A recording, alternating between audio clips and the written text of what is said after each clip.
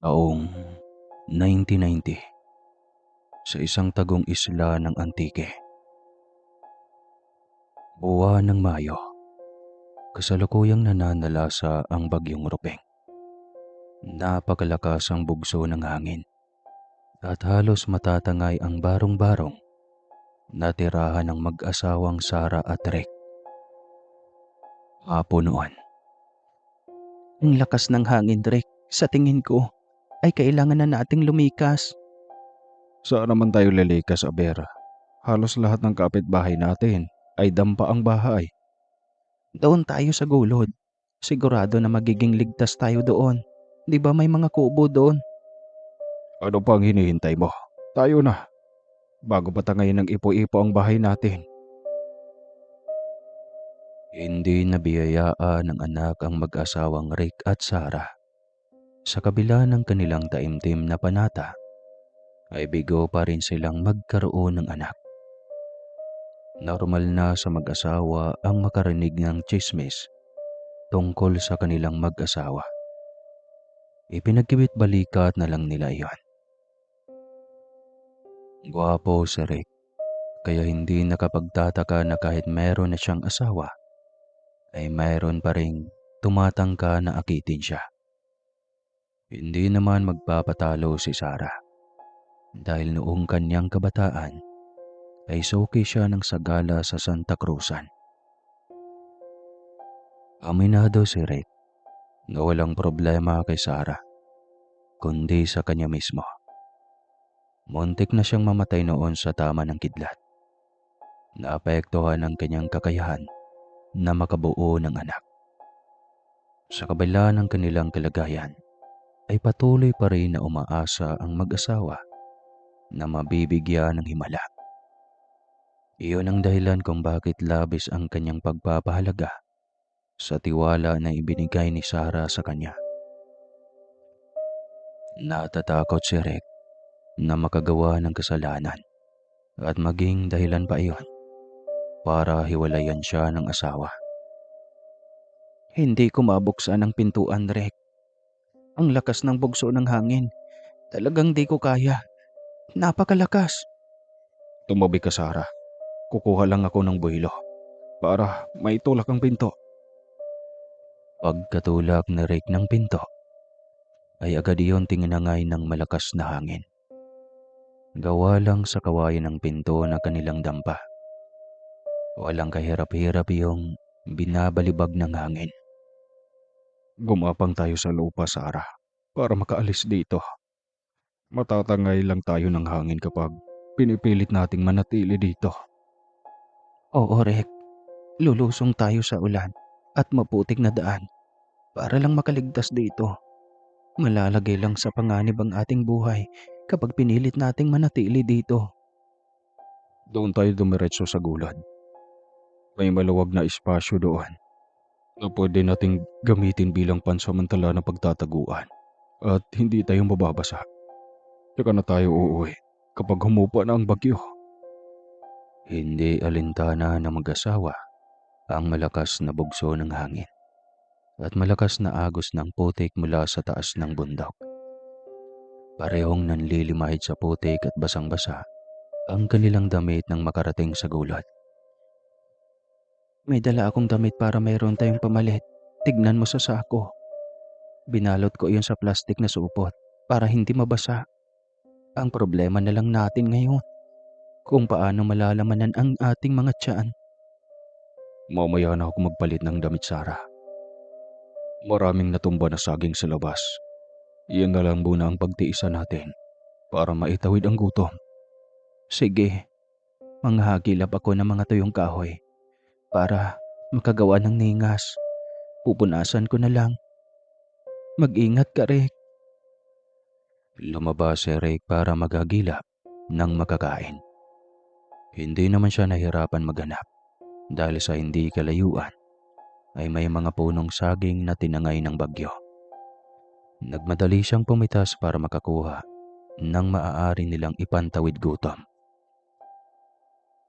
Katapos siyang makakuha, agad gumapang pabalik si Rick sa gulod dahil lalong lumalakas ang bugso ng hangin.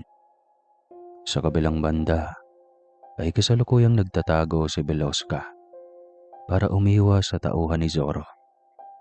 Kalong-kalong niya ang isang bagong panganak na sanggol. Hindi pa naputol ang pusod ng sanggol dahil sa pagmamadali. Binalot niya lang ito ng kumot para tumakas. Ayon na rin sa kahilingan ni Sari na asawa ni Haring Zoro. Si Haring Zoro ang kasalukuyang nakaupo sa trono at namumuno sa kaharian ng engkantong Winry-Winry. Ngayon lang ako nakarinig nito. Kilala si Haring Zoro sa pagiging poderoso pagdating sa kanyang pamumuno. Labis ang kanyang paghangad sa kapangyarihan hanggang sa punto na handa na siyang pumatay para lamang manatili sa pwesto. Ayon sa tagna ng pantas na ang sanggol na isisilang sa pagdilim ng kalangitan ay magiging pinakamalas na banta sa kanyang pamumuno. Sadyang mapagbiro ang tadhana dahil ang sanggol na tinutukoy ng tagna ay walang iba kundi ang sarili niyang anak. Agad ipinag-utos ng hari na patayin ang kanyang anak dahil sa takot na mawala sa kanyang kamay ang pamumuno. Si Veloska ay matagal nang namumuhay sa kaharian na pinamumunuan ni Haring Zoro at ang kanyang ama ay isang engkantong Winry-Winry habang ang kanyang ina naman ay isang mortal. Maagang namatay ang kanyang ina kaya isinama siya ng kanyang ama sa kaharian ng mga engkanto. May mataas na kaalaman si Veloska sa pagbababaylan kaya hinirang siya bilang personal na tagapangalaga ni Rena Sari. Si Rena Sari ay ang kabiyak ni Haring Zoro na kilala sa pagiging dominante. Noong nalaman ni Sari ang plano ng hari, ay agad siyang bumuo ng plano sa tulong na rin ni Veloska na itinuring na niyang kapamilya. Alam ni Sari na ayaw ng hari na malagay sa peligro ang kanyang buhay, kaya hindi ito kumilos habang ipinagbubuntis niya ang sanggol. Hinintay ng hari ang tamang oras na mailuwal niya ang sanggol bago ito patayin. Lingid sa kaalaman ni Haring Zoro sa nagkasundo na ang babay lang si Veloska at ang kanyang asawa na itatakas ang sanggol papunta sa mundo ng mga tao. Doon magagawa nilang itago ang sanggol laban sa kasamaan ng kanyang ama. Ingatan mo ang anak ko, Veloska. Hanapan mo siya ng tao na maaaring kumupkup sa kanya. Piliin mo ang mga taong may busilak at mabuting kalooban. Bumalik ka dito agad bago pa malaman ni Zoro na wala na ang sanggol. Ayaw kong madamay ka sa kanyang galit, Veloska. Babalik agad ako, Rena Sari. Sisiguraduhin ko na mapupunta ang sanggol sa tama at may mabuting kalooban na tao. Siguraduhin mo, Veloska, na mapunta siya sa lugar kung saan mahihirapan si Zoro na mahanap siya. Masusunod, Rena Sari. Habang itinatakas ni Veloska ang sanggol palabas sa kaharian ng Winry-Winry, nagpanggap si Sari na nahihirapan sa kanyang panganganak. Paulit-ulit siyang dumadaing at umihiyaw para mapaniwala niya si Zoro na hindi pa niya nailabas ang sanggol. Bago pa sumapit ang kapanganakan ng sanggol, ay napagandaan na ni Veloska. Naghanap na siya ng pamilya na maaaring kumupkop sa sanggol na iluluwal ni Sari. Ang mag-asawang Sara at Derek na ilang taon nang nagdadasal na mabiyayaan ng anak. Sigurado na magiging mabuti ang kalagayan ng sanggol kapag napunta sa kanilang kamay. Minabuti ng mag-asawang Rick at Sara na tumabi sa apoy para maibsan ang lamig na kanilang nararamdaman. Nawili si Rick sa pagpapak ng saging na kanyang isinasalang sa ningas ng apoy. Sanay na ang mag-asawa sa ganong uri ng pagkain Pareho silang lumaki ni Sarah sa payak at simpleng pamumuhay. Tama bang naririnig ko, Rick? May nauulinigan akong iyak ng sanggol. Ay naku Sarah, guni-guni mo lang ang naririnig mo. Ano naman ang gagawin ng sanggol sa gitna ng bagyo? Sigurado na hangin lang ang naririnig mo na pumapasok dito sa ating pinagtataguan. Hindi, Rick. May sanggol talaga na umiiyak sa labas. Pakinggan mo nga ng mabuti. Pinakinggan ni Rick ng mabuti. Nung una ay hangin at pagaspas na mga puno ang kanyang naririnig. Hanggang sa, hala, may umiiyak nga sa labas. Halika na, Rick. Lumabas na tayo. Baka mapaano pa ang sanggol sa labas. Rumaaragasa ang tubig na nagmumula sa itaas ng bundok. Nagdesisyon ang mag-asawa na lumabas. Paglabas ng mag-asawa ay tumambad sa kanilang mga mata ang isang sanggol na nanglilimahid sa bakas ng dugo. Magkarugtong pa ang pusod at inuna ng sanggol sa kanyang katawan. Palatandaan na bagong panganak pa lang ang sanggol. Anong gagawin natin, Rick? Natatakot ako. Baka tiyanak ang batang iyan. Hindi naman siguro, Sarah.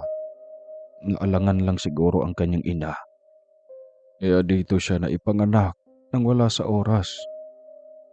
E di sana nandito ang kanyang ina. Kung ganoon ang siste. Sigurado na sinadyang iwanan ng sanggol dito sa gulod. Sino naman ang walang puso na basta lang iwanan ang sanggol dito? Tulungan na lang natin ang sanggol. Bago pa may mapadako mababangis na hayop dito sa gulod. Mabuti pa nga, Sarah. Magaan naman ang pakaramdam ko sa sanggol. Tignan mo nga oh, nakangiti pa sa ating dalawa.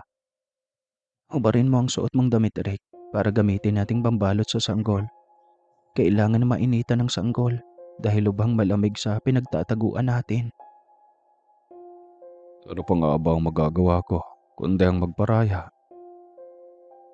Kinalong ni Sarah ang sanggol at dinala sa loob. Tanging ang kumot lang na nakabalot sa sanggol ang tanging saksi sa maaaring pinanggalingan nito. Nagpakuha si Sarah ng matalas na kawayan para gamiting pamputol sa pusod ng sanggol. Ganoon ang kanilang nakagisna na ginagamit ng komadrona sa tuwing nagpapaanak. Eksaktong pagkatapos na malinisan ng sanggol, ay unti-unti ding humupa ang bagyo. Nagpa siyang mag-asawa na umuwi para maghanap ng gatas na maaaring ipadede sa sanggol. Kailangan na nating umuwi, Rick, dahil sigurado na iiyak ang sanggol kapag nakakaramdam ng gutom. Ano ang gagawin natin sa sanggol? Huwag mong sabihin, Sarah, na may balak kang angkinin na lang ito. Ano ka ba, Rick? Sa atin ibinigay ang sanggol. Sigurado na may plano ang tadhana kung bakit sa atin napunta ang bata. Malamang ay alam ng Panginoon na matagal na tayong sabik na magkaroon ng anak. Ang batang ito ay katuparan sa patagal na nating panalangin. Ewan ko sa'yo, Sarah. Basta kung may maghanap, ay ibabalik natin yan ha. Oo naman, Rick. Ibabalik natin ang sanggol kapag may magulang na naghanap. Pero hanggat walang may lumalapit sa atin, ay mananatili ang batang ito sa ating pangangalaga. Biglang nagkaroon ng siglang pagsasama ng mag-asawang Rick at Sarah dahil sa presensya ng sanggol. Meron nang nag-iingay sa kanilang maliit na dampa. Sa kalaunan ay natutunan ni Rick na tanggapin at mahalin ang batang lalaki na parang totoong anak. Si Rena Sari naman ay pinarusahan ni Haring Zorro na hindi makakalabas sa palasyo habang buhay. Nakakulong lang ang Rena sa loob ng kanyang silid at hindi pinapayagan na makipag-usap kanino man. Iyon ang kaakibat na parusa na iginawad ni Haring Zorro sa kanyang ginawa. Patuloy ang paghahanap ni Haring Zorro sa bata at paulit-ulit na pinapahirapan ng Rena para lamang kanyang maituro ang kinaroroonan ng bata. Patayin mo man ako, Zoro, ay hinding-hindi ko sasabihin ang kinaroroonan ng ating anak. Nanaisin ko pa ang mamatay kaysa mawala ang aking anak. Og tigas mo talaga, Sari. Dahil sa ginawa mo, ibinababa ko ang antas ng kalahi mo mula sa pagiging dugong bugaw papunta sa pagiging alipin. Tignan ko na lang kung hanggang kailan mo makakayang manindigan. Nanaisin ko pang malipol ang aking angkan kaysa ipagkanulo ang sarili kong anak. Sariling anak natin. Magkatotoo ang tagna. Ang anak mo mismo ang magpapatalsik sa iyo sa pamumuno mo. May katapusan din ang kasamaan mo, Zoro. Pasalamat ka, Sari, dahil maaari pa kitang gamitin laban sa iyong anak. Mananatili kang humihinga, pero araw-araw kitang pahihirapan. Tignan ko na lang kung hindi ka magmamakaawa sa akin. Darating ang panahon na pagsisihan mo to, Zoro. Ang iyong mga desisyon. Isang malaking kamalian na patayin mo mismo ang iyong dugo't laman. Isinusumpa ko, Zoro. Naluluhod ka sa harap ng iyong anak para patawarin ka. Hindi mangyayari ang sinasabi mo, Sari. Walang sino man ang maaaring makapagpatalsik sa akin sa trono. Hahanapin ko ang sanggol na iyon para igawad ang parusang kamatayan. Hindi habang buhay ay magagawa mong itago ang sanggol. Lumipas na ang mga taon sa mundo ng mga tao. Mabilis na lumaki ang sanggol hanggang sa tumungtong na ito sa edad ng pagbibinata. Minabutan ng mag-asawa na ilihim ang totoong pagkatao ni Francel. Si Sarah mismo ang pumili ng ganong pangalan para sa sanggol na kanilang napulot. Ay, ako na naman ang pinag-uusapan ng mga tsismosa sa kanto. Akala nila hindi ko maririnig ang kanilang bulong-bulungan. Bakit naman, anak? Ano na naman ang narinig mo? Sumibol daw ako tay sa puno ng kawayan. Bigla na lang daw akong lumitaw pagkatapos ng bagyo. Hindi man lang nila umano daw nakita si Nanay Sara na lumaki ang tiyan.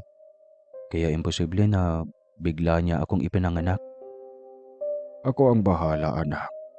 Diyan ka lang at ako ang bahala sa mga kapitbahay natin na matatabil ang dila. Gusto siguro nila natabasan ko ang kanilang dila para tumigil sa pagkuda. Tay, saglit. Huwag na tay.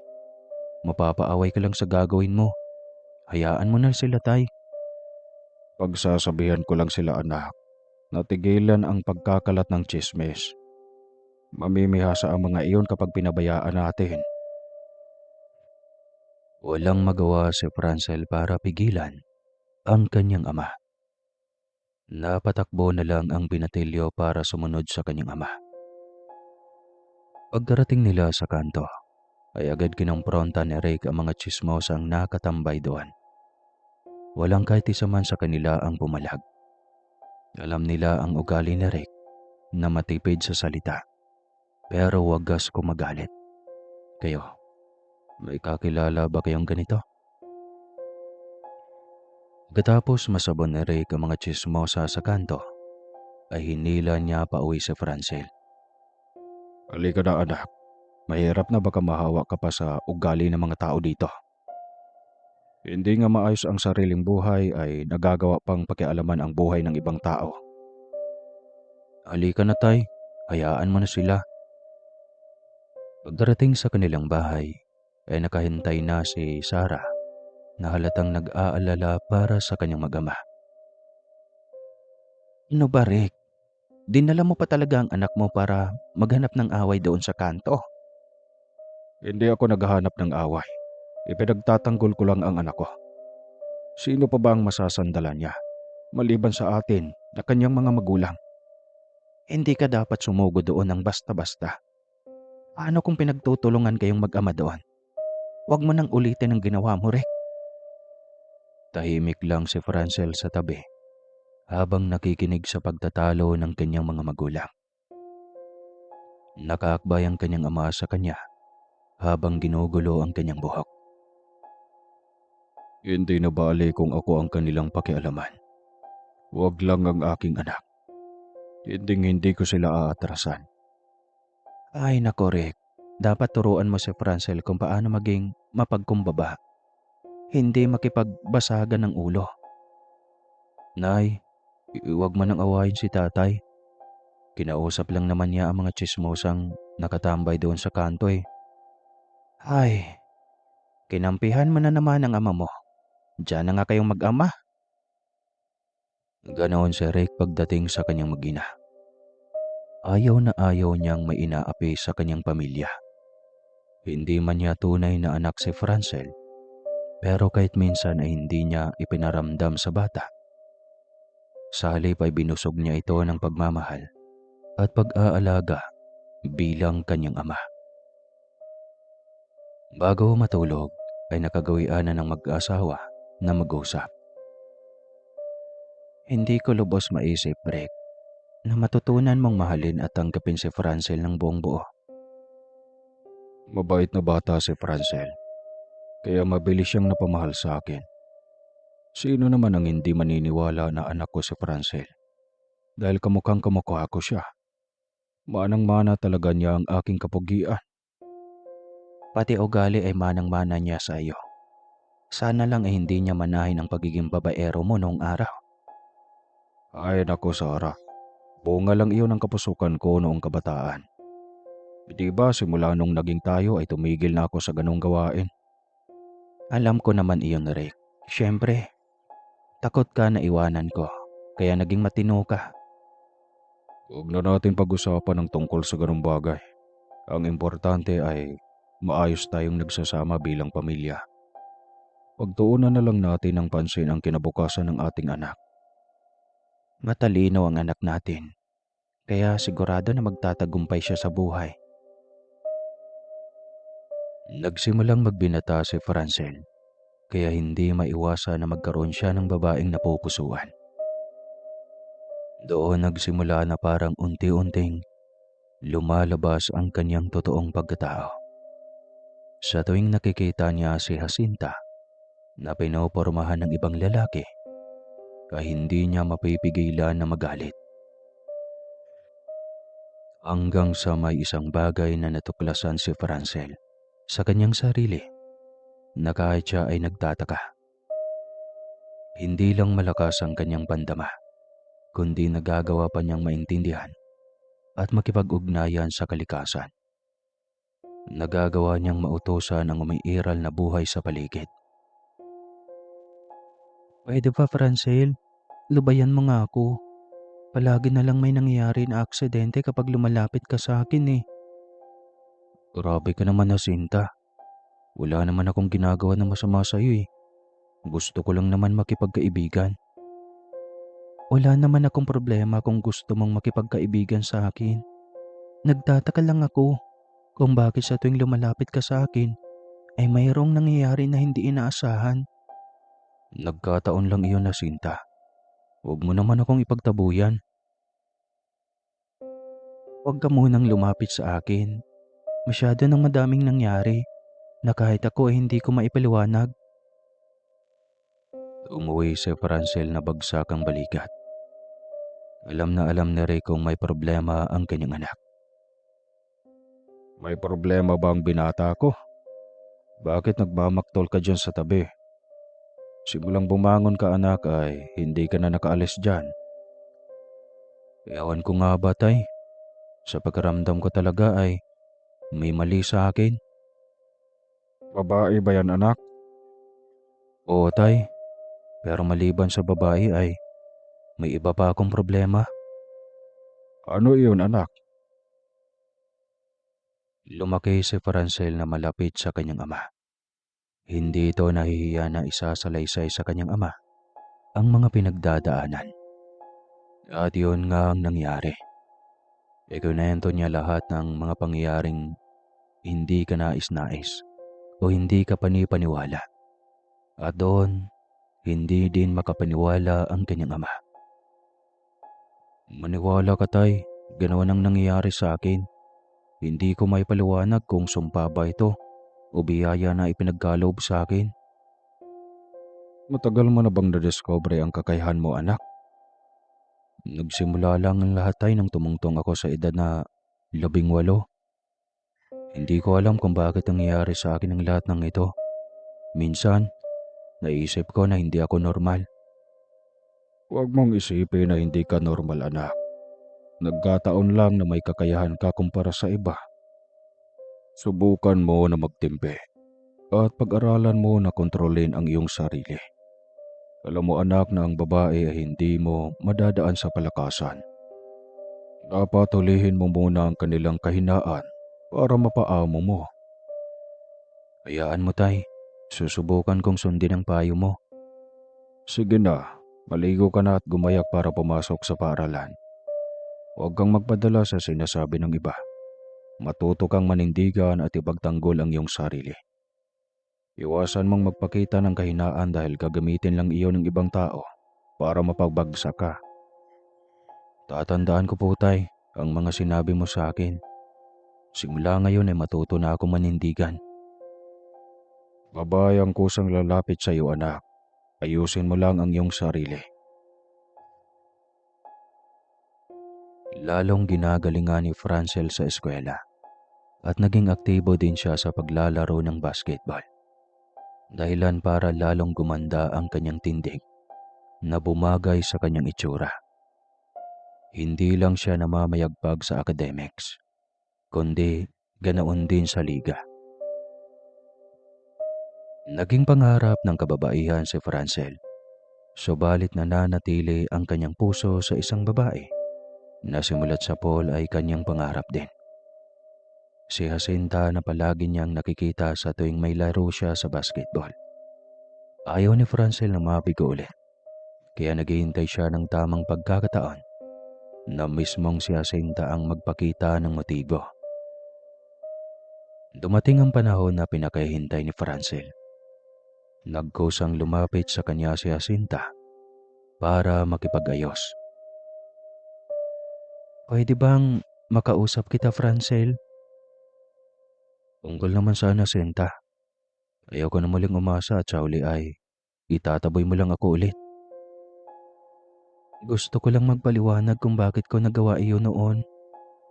Mamaya pagkatapos ng klase ay hintayin mo ko sa labas. Sige, salamat. Nagdadalawang isip pa si Francel kung pagbigyan si Jacinta o gantihan ng babae sa ginawang pagtataboy sa kanya noon. Subalit dinaig si Francel ng kanyang nararamdaman at nakita na lang niya ang sarili na papunta sa labas para makipagkita kay Jacinta. Halika na, huwag tayo dito sa paaralan. Sigurado na maraming makakakita sa atin at maging laman tayo ng usap-usapan kinabukasan. Saan naman tayo, Francel? Basta sumama ka lang sa akin, di ba? Gusto mong makipag-usap? Doon tayo sa lugar na walang istorbo.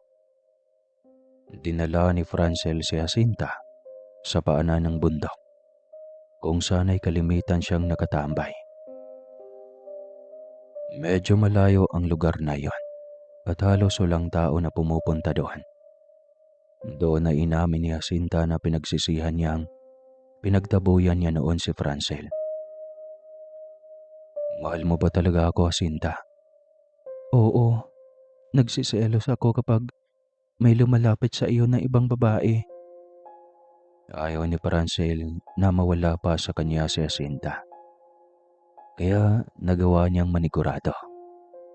Sa una ay ayaw pang pumayag ni Jacinta, pero sa huli ay nagpaubaya ang dalaga.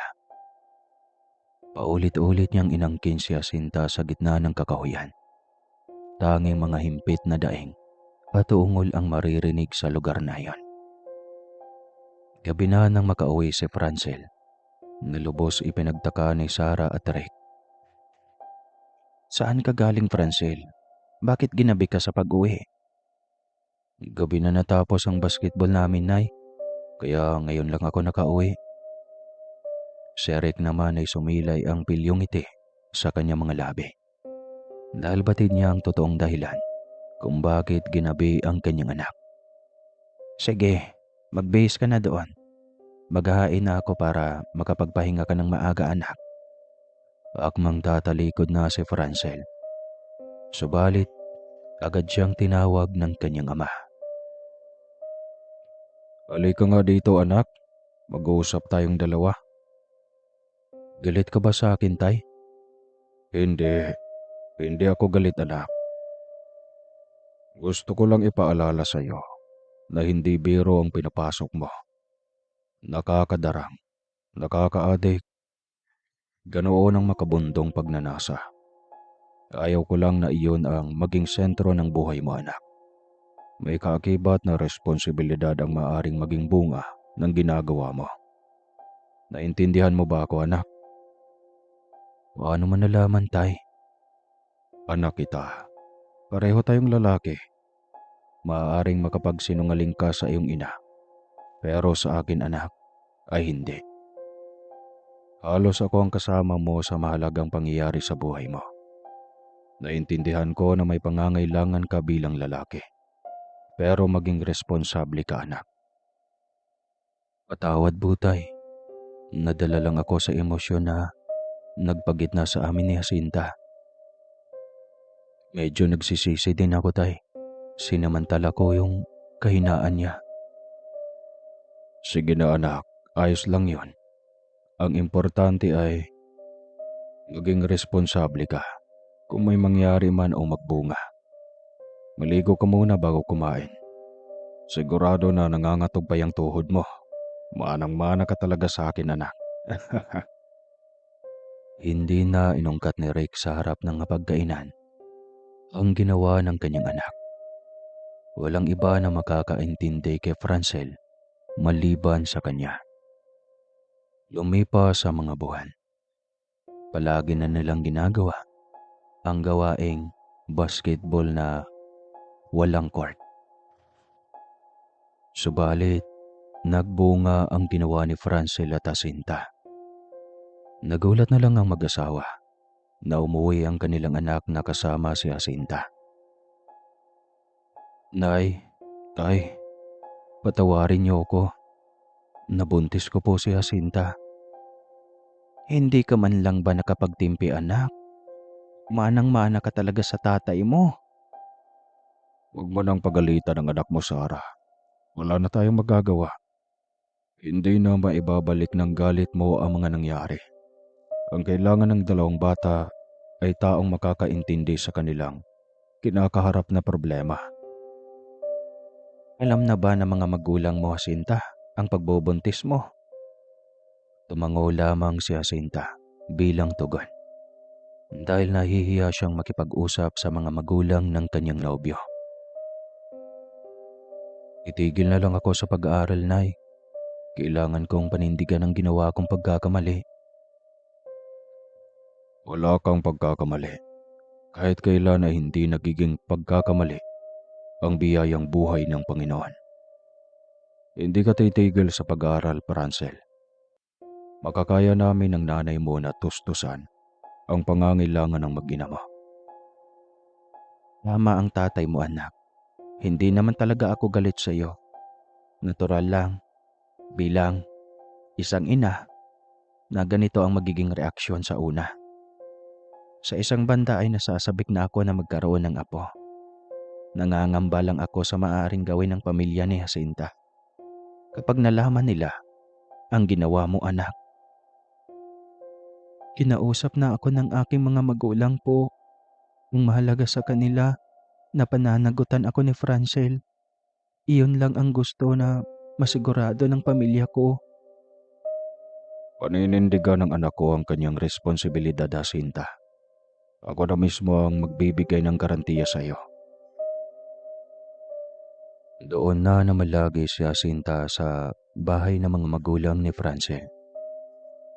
Patuloy lang ang pagpasok ng dalawang bata sa eskwela dahil sa suporta na ibinibigay ng mag-asawang Rick at Sarah. Hanggang sumapit ang kabuwanan ni Jacinta. Sa kabilang banda ay kasalukuyang nagkakagulo sa kaharian ng Windre-Windre dahil sa panibagong tagna ng pantas. Isang pangitain na ipapanganak ang panibagong tagapagmana sa trono. Alam ko na Haring Zoro kung saan itinakas ni Rena Sari ang anak niyo. Sabihin mo pantas kung saan dinala ni Sari ang sanggol na kanyang ipinanganak. Sa mundo ng mga tao Haring Zoro. Malaki na ang batang ipinanganak ni Rena. Magkakaroon na siya ng tagapagmana. Anong ibig mong sabihin pantas na magkakaroon na siya ng anak? Madadagdagan ang katunggaling ko sa trono. Iyon ang mensahe na nais ibahayag ng pangitain ko Haring Zoro. Ngayon din ay magpapadala ako ng mandirigma. Nagagalugad sa mundo ng mga tao. Hinding-hindi na makakatakas ang batang iyon sa mundo ng mga tao. Kinabahan si Veloska nang umabot sa kanyang kaalaman ang bagong kautusan ng hari. Matagal na panahon na din siyang nanahimik at piniling manatili sa kaharian ng Windre-Windre. Umusulit si Veloska para puntahan si Sari, na kasalukuyang nakakulong sa kanyang silid. Si Veloska ang naatasan ng hari na mangalaga sa Rena. Kailangan na manatili itong buhay sa kabila ng paghihirap na ginagawa ni Haring Zoro sa kanya. Sinadya ni Veloska na agahan ang pagpunta kay Sari para ipaalam sa Rena ang bagong kautusan ni Haring Zoro. Kailangan na maunahan mo si Zoro. Hindi niya pwedeng matagpuan ang anak ko sa mundo ng mga tao. Ano ang gagawin natin, Rena Sari? Hindi magtatagal ay matatagpuan ni Haring Zoro si Francil. Parehong malalagay sa peligro ang buhay ng anak at ang apo mo. Ngayon din ay tumawid ka sa mundo ng mga tao. Humingi ka ng tulong kay ina. Sigurado na may magagawa si ina para mapangalagaan ang dalawang tagapagmana. Saan ko pupuntahan si Rena Halia? Sa bundok ni Magayon, ang bulkan na sumibol sa puntod ng Diyosa na nabigo sa pag-ibig. Katulad ni Magayon ay nabigo din si Rena Halia sa aking ama. Saan na matagpuan mo si Rena Halia sa bundok ni Bagayon? Isang nimpa si Rena Halia. Kaya asahan mo na Veloska na mahihirapan ka sa paghahanap sa kanya. Handa akong magpakahirap, Rena Sari, sa paghahanap. Basta matagpuan ko lang ang iyong una. Sige na, Veloska. Lumabas ka na bago pa makatunog si Zoro na mayroon tayong plano. Eksaktong paglabas ni Veloska ay naroon na ang pantas. Makahulugan ang tingin na ipinupukol ng pantas kay Veloska. Ikaw ang naging daan para maitakas ni Rena Sari ang sanggol. Traidor ka, Veloska. Mananagot ka sa parusa ng hari.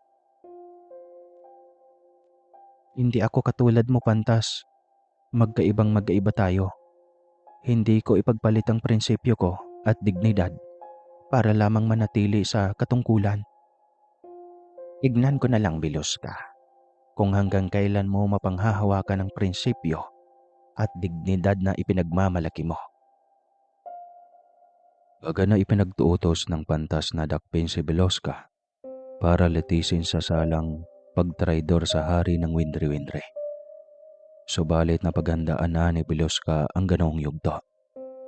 Agad niyang ginamit ang kanyang kakayahan para makabukas ng portal na makapagpadala sa kanya palabas sa kaharian ni Haring Zoro. Sa kabilang banda ay kasalukuyang aligaga ang buong pamilya ni Francel dahil sa nalalapit na panganganak ni Jacinta. Malakas ang hinala ko na mamayang gabi. Paglabas ng kabilugan ng buwan ay manganganak si Jacinta. Ihanda mo na Francel ang kailangan dalhin kapag pumutok ng panubigan ni Jacinta. Dadalhin natin sa kapatagan si Jacinta para doon niya iluwal ang inyong anak. Maigi kapag nandoon tayo sa kapatagan para sakaling mahirapan siya sa panganganak ay mabilis lang nating maisugod sa ospital. Nabisuhan mo na ba, Rick, ang midwife na nakadestino sa sentro na pagdadalhan natin kay Jacinta? Oo, pinuntahan ko na kaninang umaga. Malapit lang naman ang bahay niya doon sa mismong sentro. Kinagabihan ay lalong namanhid ang balakang at bewang ni Jacinta na umakyat sa kanyang puson. Namimilipit si Jacinta sa sakit at nagsimula na itong dumaing. Kailangan na natin tayo maibaba si Jacinta sa kapatagan. Tulungan natin anak na buhatin ng duyan. Nakakargahan kay Jacinta. Ang nanay Sara mo na ang bahalang magdala ng mga gamit. Nakakailanganin natin dalhin pababa. Akmang palabas na ang mag-ama sa pintuan habang pinagtutulungan nilang buhatin ang duyan na kinargahan kay Jacinta nang biglang sumulpot si Beloska sa kanilang bakuran. Huwag niyong ilalabas ang mag-ina. Marami ang nag-aabang sa daanan. Kaya makakabuti na dito na lang isisilang ang sanggol. Paano mo nasabi na maraming nag-aabang sa amin sa daan? Hindi nga kita kilala manang eh. Ikaw ay hindi nakakakilala sa akin, pero ako ay kilalang kilala ka. Ako ang nag-iwan sa iyo, Francel, sa gulod. Kaya napunta ka sa pangangalaga ng kinagisnan mo ng magulang. Nabigla ang mag-asawang Rick at Sarah sa walang paligoy-ligoy na pagtatapat ni Beloska. Namula ang mga mata ni Sarah dahil sa napakaraming agam-agam at takot na maaaring mararamdaman ni Francel. Habang si Rick naman ay hindi agad nakatugon sa revelasyon ni Beloska. Nay, Tay, totoo bang sinasabi niya? Hindi na tumanggi ang mag-asawang Rick at Sarah. Tumango na lang sila para ihayag ang pagsang-ayon sa sinabi ni Beloska. Naputol ang tensyon sa pagitan ni Francel at ang kanyang kinagisnan ng mga magulang nang biglang umagos mula sa puso ni Jacinta ang tubig mula sa kanyang panumigan. Francel, manganganak na ako. Lalabas na ang anak natin. Tulungan niyo ko. Buhatin mo, Francel, ang asawa mo pabalik sa papag. Magtiwala ka sa akin. Magagawa kong ilabas ang anak mo ng ligtas. Ako mismo ang nagpalabas sa iyo noon, noong ipinanganak ka ng inang reyna mo. Pagkalipas lang ng ilang minuto, ay matagumpay na nailabas ni Jacinta ang isang malusog na lalaking sanggol. Umaalingaw-ngaw sa buong kabahian ang matinis na iyak ng sanggol. Mayroon ka ng tagapagmana, Francel. Humalik ka sa paa ng anak mo bilang tanda na handa kang magpaksakop sa kanyang otoridad. Ano ang ibig mong sabihin, Manang? Hindi kita maintindihan. Gawin mo lang ang ipinagagawa ko sa iyo, Francel, para masigurado natin ang kaligtasan ng iyong anak. Naguguluhan man ay pinili ni Francel na sumunod kay Beloska. Hinalikan niya ang talampakan ng kanyang anak. Paglapat ng labi ni Francel, ay may biglang kumislap sa noo ng bata. Isang gintong marka na hugis bilog. Ano yun, Manang? Bakit may ganong marka ang anak ko? Nagmula ang lahi mo, Francel, sa hanay ng maharlikang engkanto. Isang hari ng engkanto ang ama mo, at ang iyong ina naman ay isang reyna. Isang sumpa ang iginawad natin sa anak mo. Walang sino man ang maaring makatapos ng kanyang buhay maliban sa iyo, Francel, na kanyang ama. Bakit mo kinakailangan gawin iyon, Manang? Makinig ka, Francel, at isasalay ko sa iyo ang buong pangyayari sa nakaraan. Kung bakit umabot ka sa mundo ng mga tao. Isinalaysay ni Beloska ang buong pangyayari sa nakaraan. Habang nakikinig ang mag-asawang Rick at Sarah, ay mababaka sa kanilang muka ang pagkamangha. Kailangan ka ng iyong ina, Francel. Ikaw na lang ang tanging niyang pag-asa para makalaya sa pamamalupit ng iyong ama. Paano naman ang mag-ina ko, Beloska? Sino ang mangangalaga sa kanila kapag umalis ako? Habang buhay kang tutugisin ng ama mo, Francel. Ang buhay ng anak mo ay nakasalalay sa kamay mo. Sakaling matalo ka ni Zorro, ay mababasag ang sumpa at magagawa na niyang mapatay ang anak mo. Kailangan mong kumilos para maunahan natin ang ama mo. Pag-iisipan ko muna ang lahat, Biloska. Masyadong marami ang nangyari sa araw na ito. Kailangan ko munang mag-isip at sapat na oras para maproseso ng utak ko ang buong pangyayari. Sige, Francel. Timbangin mo at pag-isipan ang mga sinabi ko. Nag-usap ng masinsinan si Francel at ng kanyang magulang. Nanaig ang pagmamahal nila sa isa't isa at sa huli ay nagkapatawaran. Tawarin mo kami ng nanay mo, Francel. Sa hangarin namin na magkaroon kami ng normal na buhay, ay mas pinili namin na ilihim ang totoo mong pagkatao.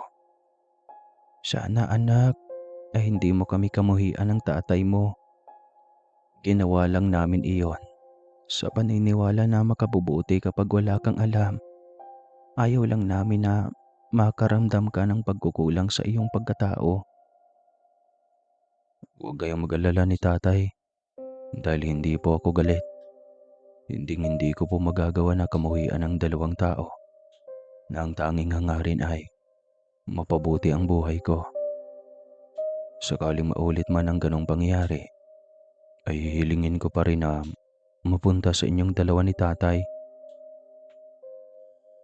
Hindi ka man nagmula sa dugo't laman ko, Francel. Pero sa puso ko ay totoong anak kita. Saan ka man magpunta, anak, ay palagi mong tandaan na may pamilyang naghihintay sa iyo dito. Hindi ako mawawala sa piling ninyong dalawa ni Nanay Tay. Ako ang kakalinga sa inyong dalawa hanggang sa pagtandaan nyo. Si Jacinta naman ay punong-puno ng takot sa maaring kahinatnan ng kanilang pagsasama ni Francel. Gustong-gusto niyang kamuhian si Francel, pero sa huli ay nangingibabaw ang pagmamahal niya dito. Handa niyang tanggapin si Francel, anuman ang katauhan nito. Natatakot lang kasi si Jacinta na baka madamay ang kanilang anak sa galit ng ama ni Francel. Ano na ang plano mo, Francel? Palagi mo lang tatandaan na kahit ano man ang magiging desisyon mo, ay palagi lang akong narito para suportahan ka. Hindi ka galit sa akin, Jacinta. Ang buong akala ko ay mawawala ka na sa akin. Ngayon mo ko lubos na kailangan, Francel. Hinding-hindi kita iiwanan. Kasama mo ako sa laban na ito. Salamat, Jacinta. Hindi mo lang alam kung gaano ako kasaya ngayon. Napatunayan ko na kung gaano mo ako kamahal. Mahal na mahal ko kayong dalawa ng anak natin. Handa akong sumuong sa anumang pagsubok. Basta't masigurado ko lang ang kaligtasan ninyong dalawa. Pagkalipas ng ilang araw, ay muling kinausap na Biloska si Francel para tanungin ang kanyang plano. Tama ka, Biloska. Hindi habang buhay na tatakbo na lang ako sa aking ama. Panahon na para harapin ko siya. Sabihin mo lang, Biloska, kung ano ang kailangan kong gawin. Kailangan nating paghandaan ang paghaharap niyong mag-ama. Kailangan naman tatili kang buhay, Francel. Para masigurado na walang magagawa ang ama mo laban sa iyong anak. Ang tanging makakabasag sa sumpa na iginawad ko sa iyong anak ay ang iyong kamatayan. Anong ibig mong sabihin, Biloska? Na kailangan kong lumayo sa aking anak? Oo, Francel. Ikaw ang unang tutugisin ng ama mo. Kailangan na matalo ka muna niya bago ang iyong anak. Ipinapayo ko na ngayon pa lang ay putulin mo na ang ugnayan mo sa iyong anak. Ipaubayo mo muna ang iyong mag-ina sa kinagisnan mong magulang. Gagawin ko ang nais mong mangyari, Biloska. Magtitiis ako kahit mahirap na mapalayo sa aking mag-ina. Isasama kita, Francel, sa bundok ni Magayon, kung saan ay matatagpuan ang iyong lola, Serena Halia, na nagbigay buhay sa totoo mong ina. Hindi niya alam ang kasalukuyang pinagdadaanan ng kanyang anak. Sigurado na agad iyon ay maghahayag ng digmaan kapag nalaman niya ang kasamaan ni Haring Joro. Paano ako makakarating sa bundok ni Magayon? Kailangan na maging ganap ang pagiging engkanto mo, Francel. Tandaan mo na walang bawian kapag naging ganap ka ng engkanto. Hindi mo na mararanasan ang kaparehong damdamin noong hindi mo pa alam ang totoo mong pagkatao. Hindi mo na kailangan ng pagkain at mamamahinga para mabuhay. Handa ka bang isuko ang lahat ng iyon, alang-alang sa iyong pamilya? Wala na akong pagpipilian pa, Beloska. Kailangan na tanggapin ko na ang pagiging ganap na engkanto. Handa akong ibigay pati buhay ko para lamang masiguro ang kaligtasan ng kinagisnan ko ng pamilya. Magpaalam ka na sa iyong mga magulang at mag-ina. Magiging iba na ang katauhan mo kapag kinain mo na ang kaning ibibigay ko. Isang masaganang kainan ang ipinahanda ni Beloska. Lahat ng paboritong pagkain ni Francel ay ipinahanda nito. Iyon ang huling pagkakataon na malalasahan niya ang pagkain na umiiral sa mundo ng mga tao. Kaya sarap na sarap siya sa ginamos, di joke lang. Mawawala na siya ng pandama na angkop sa mundo ng mga tao. Ang dating kinasasabikan niya na bagay sa mundo ng mga tao ay mawawala ng saysay kapag naging ganap na siyang engkanto. Higit sa lahat ay sisibol sa kanyang sistema ang kahinaan ng mga engkanto pagdating sa mundo ng mga tao. Mahigpit na yakap ang pinabao ng magulang ni Francel at ni Jacinta na kanyang iniibig.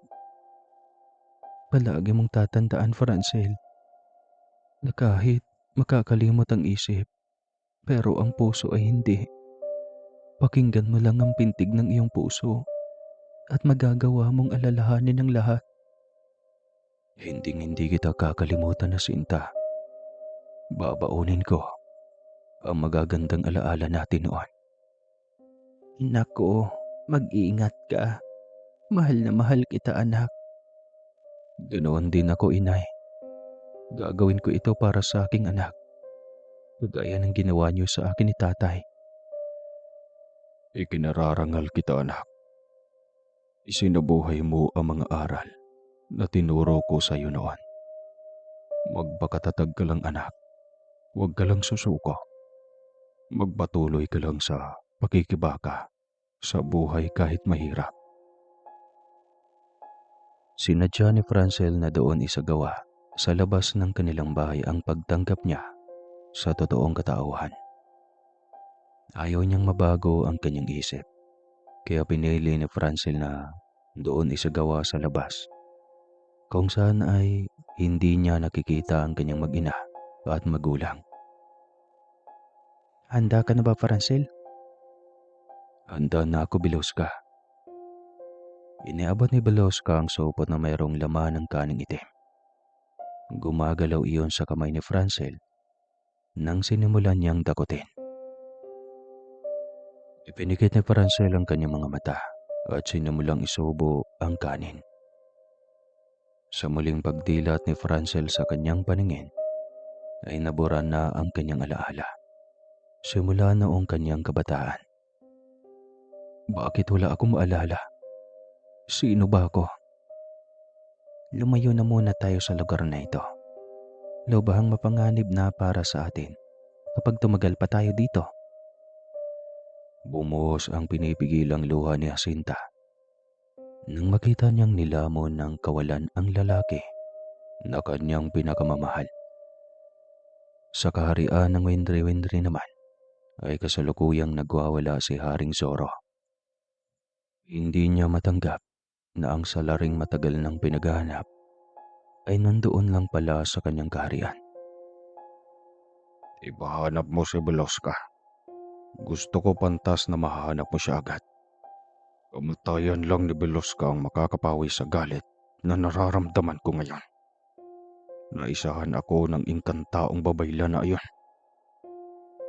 Ginagalugan na ng ating mandirigma ang bawat sulok na mga lugar na malapit sa lagusan. Natapos ng masuyod ng ating mandirigma ang kapalit ng kaharian. Ayon sa ulat ng mga bantay sa lagusan, ay hindi nila namataang dumaan si Veloska. Ginamit niya ang luha ng Serena para buhayin ang sinaunang mortal. Agad na gumuho ang portal at agad na bura ang mga bakas kung saan ito patungo. Labis nating minaliit ang kakayahan ni Veloska. Ang nakakatakot pantas. Pag nagawa ni Veloska na pumuslit sa bundok ng Magayon, kung saan ay kasalukuyang naninirahan si Halia. Natapusan na natin kapag nagtagumpay siyang makipagkita sa sinaunang nimpa. Dagdagan mo ang mga bantay sa lagusan papasok sa bundok Magayon. Kailangan na hindi makalapit si Veloska sa bundok na iyon. Ngayon din, Haring Zoro, ay magpapadala ako ng mandirigma na haharang kay Veloska. Sinubukan ng pantas na silipin ang bagong tagapagmana kung magagawa pa niyang maramdaman ang presensya ng sanggol. Lalo siyang nagulantang sa revelasyon na ipinakita ng kanyang kakayahan. Hindi ko na maramdaman ang sanggol, Haring Zoro. Iginawad ng anak mo ang maharlikang marka. Wala na tayong magagawa para mabura sa landas natin ang sanggol. Ang tagapagmana mo lamang ang may kakayahan para mapatay ang sanggol. Isa lang ang paraan para mawala ang sanggol. Kailangan na unahin natin mapatay ang anak mo. Hayop na Veloska. Matagal niyang pinag-aralan ang mga batas na umiiral sa ating kaharian. Matagal kong pinangalagaan ang trono.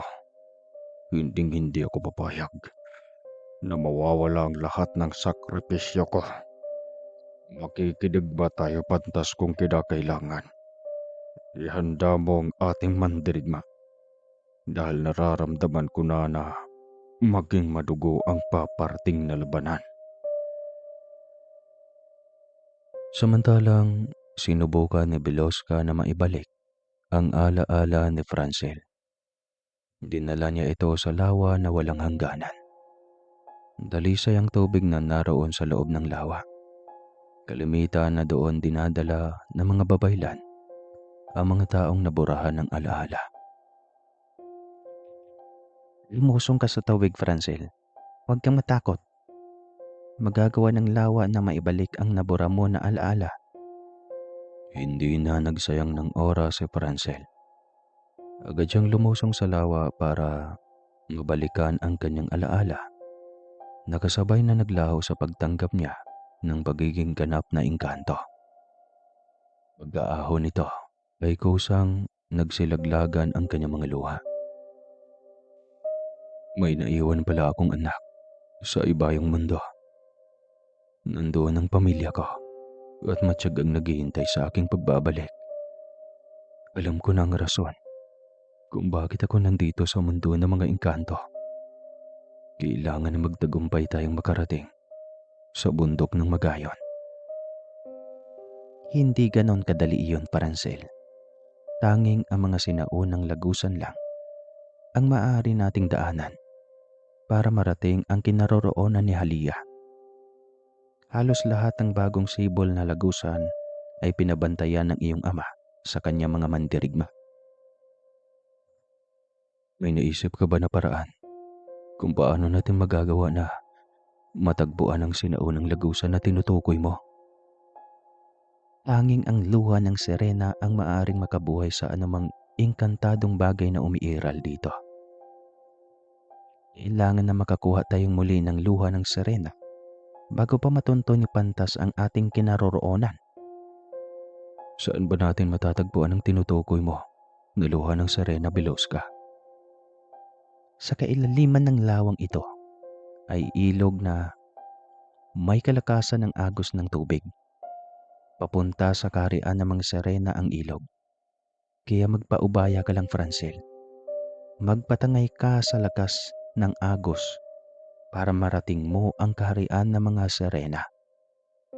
Gawin mo ang lahat, Francel, para pumayag ang reyna ng mga Serena na pagkalooban ka ng kanilang luha. Tatandaan ko ang sinabi mong Biloska. Ngayon din, ay muli akong lulusong sa lawa para marating ko ang kaharian ng mga Serena. Mag-iingat ka, Francel. May pagkatuso ang mga Serena, kaya palaging kang manigurado sa kanilang kahilingan. Lumusong si Francel papunta sa kailaliman ng lawa. Isa na siyang ganap na engkanto, kaya magagawa niyang manatili sa kailaliman ng tubig sa mahabang panahon. Ilang libo na talampakan ang kailangan ni Francel na sisirin bago niya marating ang tinutukoy ni Beloska na ilog. Nababalot na iyon ng kadiliman dahil hindi na umaabot sa kailaliman ng lawa ang liwanag. Napagtanto lang ni Francel na narating na niya ang ilog nang tangayin siya ng malakas na agos. Hinayaan lang ni Francel na higupin siya ng rumaragasang tubig. Hanggang sa biglang nagliwanag ang buong paligid at bumulaga kay Francel ang malaparaisong isla sa gitna ng dagat. Nagsiahon ang mga Serena nang makita nila si Francel na lumalangoy papunta sa pangpang ng isla. Anong ginagawa mo dito sa katubigan? May kasunduan sa ating pagitan na mahigpit ipinagbabawal na manghimasok ang engkantong lupa sa aming kaharian. Hindi ko po intensyon na guluhin ang pananahimik niyo dito sa katubigan. Gusto ko lang humingi ng luha na may kakayahang magbalik buhay sa anumang engkantadong bagay. Hindi ganoon kadali ang hinihingi mo, engkantong lupa. Kailangan na naman naming maghintay ng ilang daang taon para makakuha ng buhay na luha. Nagmamakaawa ako, mahal na Rena. Kailangan ko talaga ng inyong luha para mailigtas ang anak ko. Ganito na lang, engkantong lupa. May ibibigay ka ba na handog para pumayag ako na ibigay sa iyo ang pinakaiingatan namin na luha? Patawad po, mahal na Serena. Ngunit wala akong naiisip na maaring ihandog bilang kapalit sa luha na hinihingi ko. Sinubukan ni Francel na magmakaawa sa mga Serena na ibigay ang kanyang hinihingi. Subalit naging maigting ang kanilang paninindigan na hindi ibibigay ang luha kung walang kapalit. Dahil sa matyagang pamimilit ni Francel, ay napilitan si Rena Coralla na mag-isip ng bagay na maaari niyang makuha sa maharlikang engkanto. Total ay nagmula ka na rin lang sa hanay ng mga maharlikang engkanto. May naisip akong paraan kung paano mo mapapalitan ang hinihiling mo na luha. Sabihin mo lang, mahal na Rena, at handa akong ibigay ang anumang hihilingin mo. Basta't makakaya ko po. Sigurado ka, maharlikang engkanto? Paano kung hihilingin ko na buntiksin mo ko?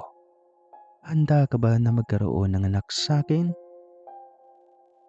Nagdalawang isip si Francel, ngunit sa huli ay kanyang napagtanto na walang mawawala sa kanya. Kailangan niya lang na maging malinaw sa Serena na hanggang doon lang ang pwedeng mamagitan sa kanila. Papayag ako, mahal na Rena. Basta ipangako mo na ito ang una't huli na may mangyayari sa atin. Hinihiling ko din na bigyan mo ko ng pagkakataon na makilala ang aking magiging anak sa iyo. Masusunod ang kondisyon na hinihingi mo. Maharlikang engkanto. Dinala ni Coralia si Francel sa isang pribadong kuweba.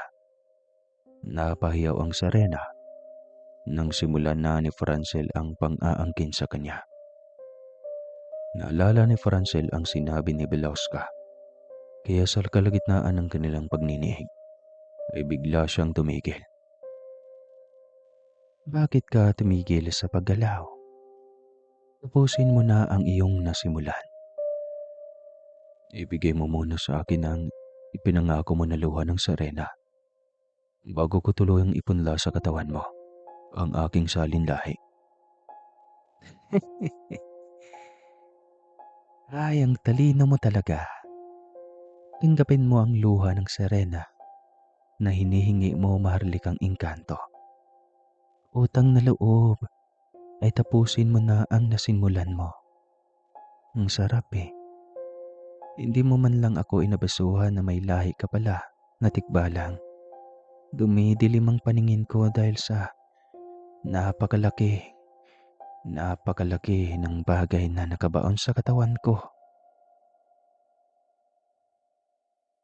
Halinghing na impit na ungol ang maririnig sa loob ng kuweba pagkatapos na bilisan ni Francel ang paggalaw. Pagkatapos na sumabog ang masagana na alam niya na, ay mabilis siyang itinulak ni Coralia. Hindi na talaga ako uulit sa iyong maharlikang engkanto. Gusto mo yata akong patayin sa ginawa mo. Sige na, umalis ka na. Bumalik ka na lang pagkalipas ng ilang taon. Kung gusto mong makita ang anak mo sa akin, magiging reyna ang anak mo. Kaya mapaalad ka na ikaw ang pinili ko na maging ama ng aking anak. Ipinatid na Reyna Coralia si Francel hanggang sa ibabaw ng lawa. Gusto niyang masigurado na makakauwi ng ligtas ang magiging ama ng kanyang anak. Mabuti, Francel, na gawa mo na mapapayag si Coralia na ibigay ang iniingatan nila makabuhay na luha ng Serena. Hindi mo lang alam kung ano ang naging kapalit bago ko makuha ang luha ng Serena. Ano ba ang ipinagawa ni Coralia sa iyo? Ang aking saling lahi. Pumayag ako na makinig sa Serenang iyon, kapalit ng luha. Ibang klase ka, Francel. Lalong lalakas ang impluensya mo sakaling magtagumpay tayong maagaw ang pamumuno sa ama mo. Magiging kaalyado mo ang hanay ng engkantong tubig. Ginamit ni Belowska ang luha ng Serena para buhayin ang sinaunang lagusan para mapuntahan si Halia. Pagdating nilang dalawa sa bundok ng Magayon, ay agad silang sinalubong ni Halia. Pagdating ni Belowska ay agad siyang lumuhod sa harap ni Halia. Mababaka sa mukha ng sinaunang nimpa ang kalungkutan. Akmang luluhod din si Francel, subalit sinita siya ni Belowska. Ano ang ginagawa mo, Francel? Huwag kang lumuhod kay Reyna Halia dahil siya ang lola mo. Siya ang ina ng engkantadang nagluwal sa iyo. Ikaw na ba ang anak ni Reyna Sari? Kasama mo ba ang ina mo? Mabuti at naisipan mo akong dalawin. Prinsipe Francel, ganoon ang kanyang pangalan, Reyna Halia. Napakaganda mo, Reyna Halia. Kamukha mo rin ba ang mahal na Reyna, ang aking ina? Ano ang ibig mong sabihin, Prinsipe Francel? Magpahanggang ngayon ay hindi mo nakadapo ang palad ang iyong ina.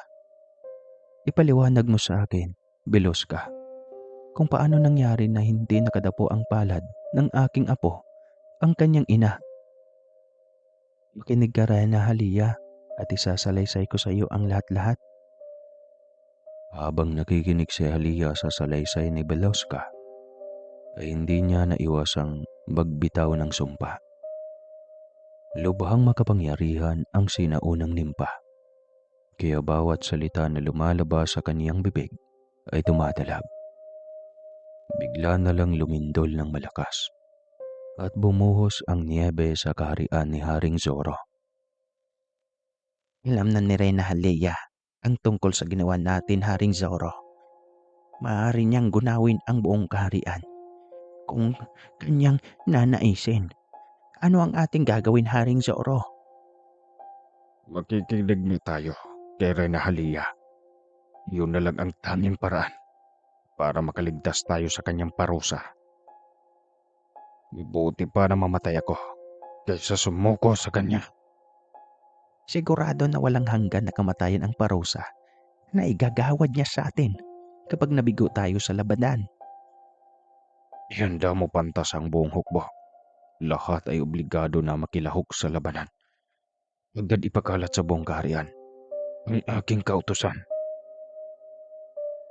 Nararamdaman ni Reyna Sari ang umaapaw na kapangyarihan ng kanyang ina. Palatandaan na nagawa ni Beloska na makipagkita sa kanyang ina. Katapos na marinig ni Reyna Halea ang buong pangyayari sa nakaraan, ay agad siyang nakaramdam ng galit. Pagkatapos siyang pagkatiwalaan si Zoro, ay iyon ang ginawa sa kanyang anak. Magbabayad si Zoro. Nangako siya sa akin na mag-iiba ang kapalaran ng aking anak. Naging kampante ako sa mahabang panahon sa paniniwala na tutuparin ni Zoro ang ipinangako niya sa akin. Panahon na para ibalik ko si Zoro sa lugar kung saan ko siya kinuha. Wala siyang utang na loob. Pagkatapos ko siyang tulungan na makaupo sa trono, ay ganoon ang igaaganti niya sa akin. Matitikman niya ang bagsik ng aking kapangyarihan na natutulog sa mahabang panahon. Ano ang gagawin natin, Reyna Halea? Tatawid ako papunta sa mundo ng mga engkanto. Hindi ako magdadalawang isip na sirain ang ipinangako ko noon na hindi lalabas sa bundok ni Bagayon.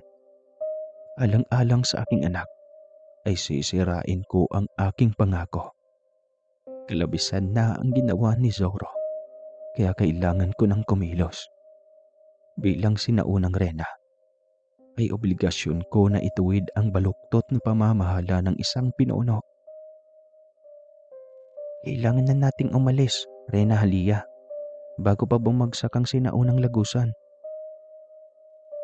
Hindi tayo dadaan sa sinaunang lagusan. Subukan lang ng tauhan ni Zoro. Naharangan ang aking daanan at sila ang unang makakatikim ng galit ko. Hindi nakilala ng mga kawal na inutusan ni Pantas si Reyna Halea.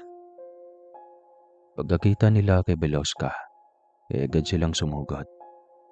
Isang kumpas lang ni Reyna Halea ay nagawa niyang lusawin agad ang nakabantay na mga kawal sa portal na lagusan, papasok sa mundo ng mga engkanto.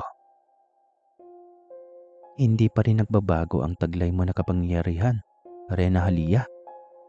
Matagal na panahon ko nang hinintay na magkaroon ka ng rason para lumabas at muling ipamalas ang taglay mo na kapangyarihan. Walang ina na matitiis ang kanyang anak. Hindi ko naintindihan si Sari kung bakit siya nagdesisyon na itakas ang kanyang anak sa mundo ng mga tao.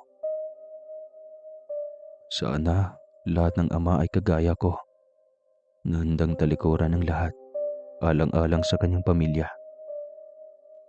Hambog at mapagmataas ang ama mo, Parancel. Labis siyang nilamon ng ambisyon at pagiging gahaman sa kapangyarihan. Pagsisihan ni Zoro ang kawalang hiyaan na ginawa niya sa aking pamilya. Hinding-hindi ko ipapadana sa aking mga anak ang ginawa ng aking ama. Mga anak, ano ang ibig mong sabihin, Parancel? Pumayag si Parancel sa kondisyon ni Coralia na maging ama ng kanyang anak kapalit ang luha ng Serena. Isang dakilang sakripisyo ang ginawa mo, Parancel. Patunayan mo lang sa akin na karapat-dapat ka na maging tagapagmana kumpara sa iyong ama. Ginaybay na Reyna Halia ang daan papunta sa kaharian ng Windre-Windre, kung saan ay kasalukuyang namumuno si Zoro. Malayo pa lang ang tatlo ay natatanaw na nila ang napakaraming mandirigma na itinipon ni Pantas. Halos lahat ng engkanto sa ilalim ng pamumuno ni Zoro ay kanyang tinipon para makilahok sa labanan. Napakaraming buhay ang mawawala kapag ipinilit natin ang labanan na Reyna Halia. Dadanak ang dugo sa lupaing ito kapag hindi mapigilan ang pagsiglab ng digmaan. Walang may magaganap na labanan sa pagitan natin at mga mababang uri ng engkanto. Hindi pwede na masusunod ang kagustuhan ni Zoro. Ipapain niya ang napakaraming buhay ng engkantong Windre-Windre para magdalawang isip ako na ituloy ang pagpapatalsik sa kanya. Hindi ako matitinag sa ginawa ni Zoro. Ilang laban na ang aking napagtagumpayan at lahat ay ginamitan ko ng talino. Kaya ako nagtagumpay. Ano ang plano mo, Reyna Halia? Paano natin maiiwasan ang pagsiklab ng labanan? Lahat ng engkanto na narito ngayon ay porsigido na harangin tayong makalapit sa palasyo ni Haring Zoro. Isa akong Nempa Biloska. May kakayahan akong kontrolin ang kaisipan ng mga engkantong mahihina kumpara sa taglay kong kakayahan. Nagulantang si Haring Zoro at Pantas nang makita nila na unti-unting pumapasok sa lagusan palabas ng kaharian ang mga Windre-Windre na kanyang tinipon. Si Halia ang may kagagawan kung bakit sila nagsialisan. Sadyang makapangyarihan ang sinaunang nimpa. Kailangan na nating tumakas, Pantas, bago pa makapasok si Halia sa palasyo. Hindi ako papayag, Haring Zoro. Wala na akong mapupuntahan kapag nawala sa akin ang pagiging Pantas. Matagal na hindi ginamit na Halia ang kanyang kapangyarihan. Kaya sigurado na humina na ito kumpara noon. Pareho lang tayo, Pantas. Babalik ako sa pagiging mababa na uri ng engkanto. Kapag isinuko ko ang trono, makikipaglaban tayo kay Halia. Matagumpay na nakapasok sina Francel, Biloska at Reyna Halia sa bulwagan ng palasyo. Kailangan na mapigilan ni Zoro si Francel na makaupo sa kanyang trono. Sagrado ang trono ng hari at tanging kadugo lamang ng kasalukuyang namumuno ang maaaring pumalit sa kanya. Sa punto na makaalis si Zoro sa trono, ay hindi na siya kilalanin na hari. Si Francel na ang mahihirang na bagong hari. Ilabas mo, Zoro, ang anak ko. Sinira mo ang tiwala na ibinigay ko sa iyo. Pinapangalagaan ko lang, Halia, ang aking katayuan. Ayaw ko nang bumalik kung saan ako galing. Kahangalan, makakahintay ang iyong tagapagmana sa tamang panahon. Palibhasa ay dumaloy sa iyong mga ugat ang ugali ng mga anggitay, nagganid sa mga materyal na bagay. Hindi ka puro windre-windre. Isang anggitay ang iyong ina, kaya namana mo ang kanyang ugali. Ibabalik kita, Zoro, kung saan ka nanggaling. Patawarin mo ako, Reyna Halia. Sumusunod lang ako sa utos ni Haring Zoro. Kaya hayaan mo sana akong manatili sa aking katayuan na pagiging Pantas. Hindi mo ako malilinlang, Pantas. Isa ka sa mga rason kung bakit nabuyo si Zoro. Nasirain ang kanyang pamilya. Sa labis na paghangad mo na manatili sa iyong katayuan, ay pinili mo na iligaw si Zoro. Tama naman na rin na Halia ang ibinigay ko sa kanya na tagna. Isang malaking banta ang kanyang anak sa pamumuno. Agaw niya ito sa trono, kaya kailangan na mawala. Kahangalan, wala kang pagkakamali sa tagna kundi sa mga engkanto na katulad mo, Pantas, na may makitid na pag-iisip. Sino ang inaasahan mo na magiging tagapagmana ng hari? Ikaw? Sa halip na pahalagahan niyo ang tagapagmana, kung sakali na mawala ang hari, naging banta pa kayo sa kanilang tuluyang pagkawala. Gusto mo lang pantas na mawala ng tagapagmana ang hari para sa iyo mapunta ang pamumuno sakaling mamatay si Zoro sa labanan. Iyon ang katotohanan, pantas. Ang pagkakamali ko lang ay pumayag ako na maging hari si Zoro na alanganin ang tinataglay na talino.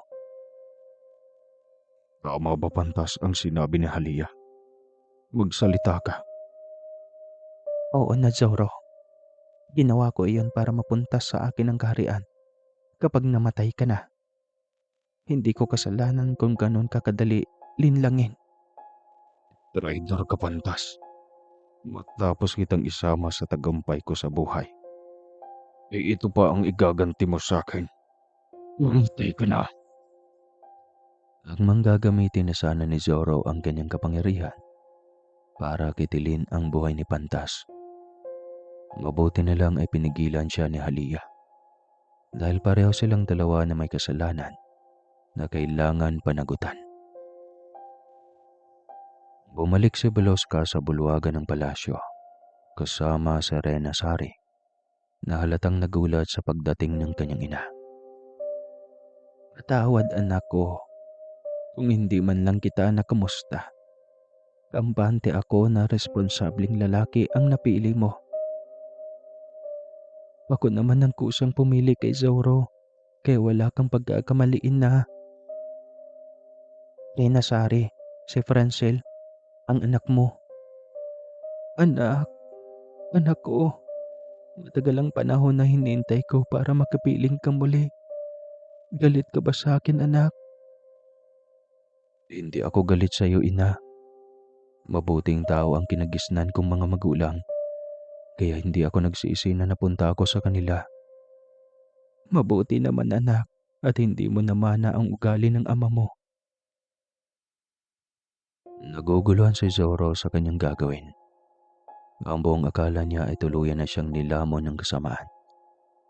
Nung nakita niya si Francel na kanyang anak, ay may naramdaman siyang pananabik. Subalit huli na ang lahat dahil kinamumuhian na siya ng kanyang mag-ina. Napalahod si Zoro sa harap ng trono at agad humiling kay Halia na ipagkaloob sa kanya ang parusa. Parusahan mo na ako, Rena Halia. Handa na akong tanggapin ang parusa na ibibigay niyo. Sayang, Zoro. Sa anak kong puso lang ang iyong pinairal. Ay masaya ka na sana ngayon. Ang hatol ni Halia kay Pantas at kay Haring Zoro ay mawala ng kanilang kakayahan bilang engkanto. Dadapuan silang dalawa ng iba't ibang sakit na mga mortal. Walang kamatayan na ipinagkaloob sa kanilang dalawa, subalit habang buhay silang maghihirap. Matagumpay na naisali ng pamumuno kay Francel at naging ganap siyang hari ng mga engkantong windre-windre. Sa kabilang banda ay patuloy na nagluluksa si Jacinta sa pagkawala ni Francel. Halos 7 taon na itong nawawala sa mundo ng mga tao. Malaki na ang kanilang anak at nagsimula na itong mag-usisa sa katauhan ng kanyang ama. Umiiyak ka na naman, Jacinta. Alam ko na masakit na mawala ng taong minamahal. Subalit kailangan natin magpatuloy sa buhay. Wika ni Aling Sara. Naniniwala ako na babalikan kami ni Francel. Nangako siya sa akin na babalikan niya kaming dalawa ng kanyang anak. Habang buhay ako maghihintay kung kinakailangan, Nay. Hindi ako susuko sa paghihintay kay Francel. Nararamdaman ko sa aking puso na buhay pa ang lalaki na pinakamamahal ko. O siya, tama na anak. Naniniwala ako na buhay pa si Francel.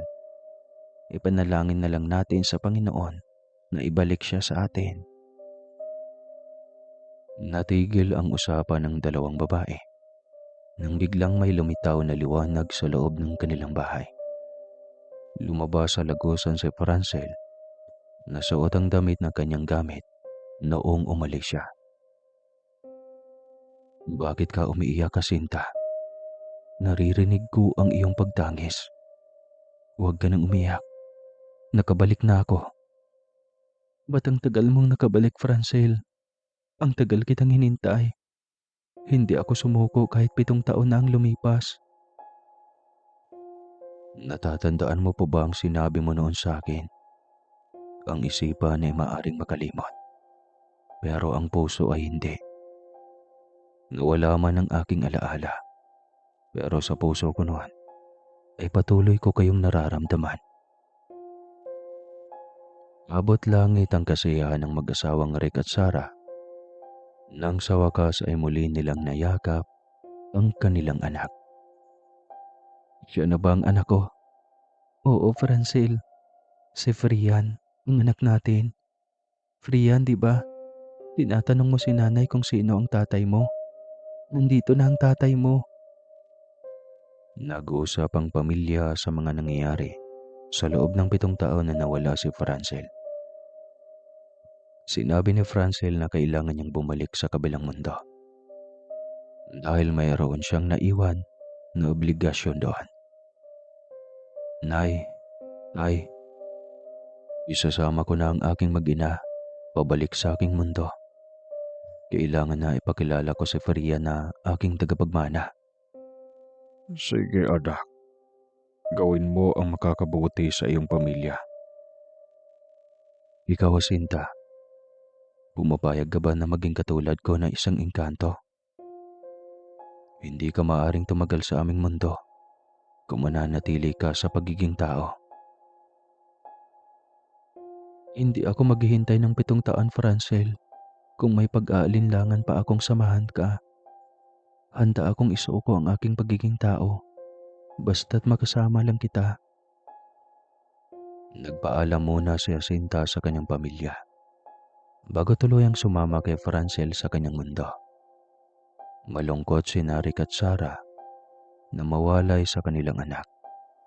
Subalit iyon ang nararapat kaya kailangan nilang tanggapin. "Gamitin ninyo, Nay, Tay, ang iiwanan kong ginto para mapaunlad ang inyong pamumuhay. Bisitahin ko na lang kayo kapag may pagkakataon. Si Belos ka nang bahala magturo sa inyo ng paraan kung paano ako matawag kung kailangan ninyo."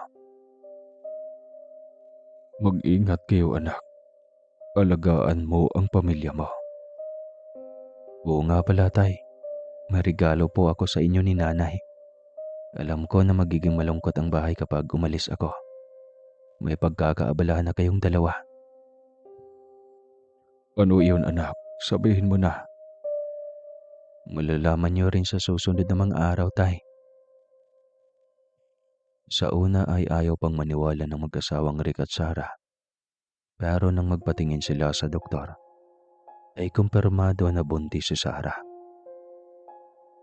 Mahigit 50 anyos na si Sarah, kaya mahirap talagang paniwalaan na magagawa niya pang mabuntis. Lalaki ang ipinanganak ni Sarah na sanggol, na pinangalanan nilang Franz, bilang pagpupugay sa kanyang kinakapatid na hari ng mga engkantong windre-windre.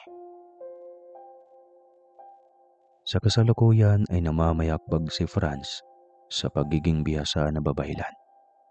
Katuwang niya si Beloska na pantas ng kanyang kinakapatid na si Haring Francel. At doon din, yumaman ng mag-asawa. Nakabili ng maraming lupa, mga taniman, at mga negosyo. Pero kahit gano'n ang kanilang buhay, kahit na tumanda na sila, palagi pa rin nilang inaalala ang nag-iisa nilang anak na si Francel. Hanggang dito na lang po ang kwentong ito. Maraming salamat po sa lahat ng magugustuhan ang kwentong ito. Mag-ingat po kayo palagi at sana araw-araw kayong may swerte na darating. Wakas.